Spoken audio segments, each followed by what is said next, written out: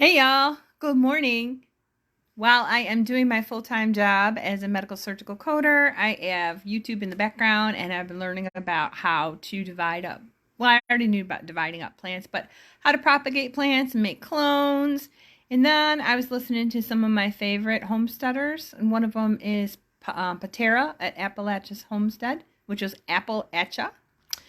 And one thing she mentioned was about rationing, and that doesn't have to be a negative connotation. Rationing doesn't have to be negative. An example I just thought of was today for breakfast I planned French toast. So I had 3 slices of what we call good bread. It's the stuff that's not like a Wonder Bread. It's not like a Aunt Millie's or whatever. It's the stuff that you find like over by the bakery, and the kids always called it good bread. Anyway, I had 3 slices of the good bread with 2 fresh eggs for my French toast mix that I had this morning, and stirred them all up, made the French toast, and had it. And I realized, ooh, that was too much. So rationing to me means just cutting back slowly, gradually, just a little bit at a time. So the next time I make it, I'll still use my good bread, but I'll only use 2 pieces and I'll use 1 egg. And so to me, that's rationing in a good way, in a way that makes sense, that conserves the resources that I have, stretches them out to last longer, and isn't going to hurt anything. Another way I have been rationing, and I'm trying to kind of wean a little bit, is on coffee. I usually have a very large, I don't have it with me, a very large 16-ounce Dunkin' Donut travel cup size coffee. I was drinking 2 of those a day. I did notice that about half of the second one would grow cold because I just wasn't drinking it all. So then I weaned down to 1.5 of those containers. And so now this week I'm down to just 1 container of the travel cup. So it's about 16 ounces of coffee, which is about 2 cups of coffee a day.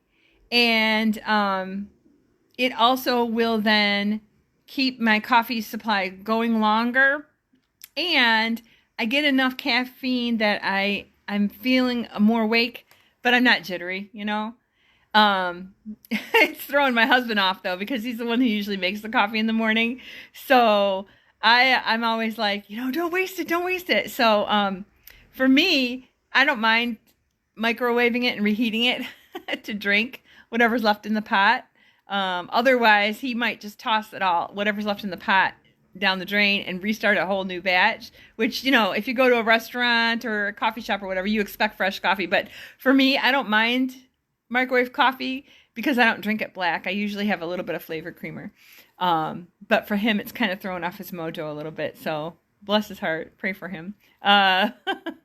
Anyway, I just wanted to let you know that, there's terms that we hear all the time, like budget or diet. And we're like, oh, those don't sound good. Or discipline or schedule. And sometimes people have a really hard time with those words themselves. They have a negative connotation. And so when you hear rationing, to me, it means if the recipe can get away with, 1 onion, I'm going to use 1 onion. I'm not going to put in 3 just because I think it's going to taste better with more onions.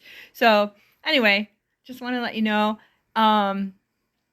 we're all kind of thinking about how to stretch our dollar a little bit more. And that also means using the resources that you have to make a difference in your household and to, lower your bottom line so you don't have to spend as much money. And speaking of that coffee, I haven't been grabbing the coffee grounds. I probably need to do that and then start adding it to the garden beds. Yeah, I'm going to have to do that.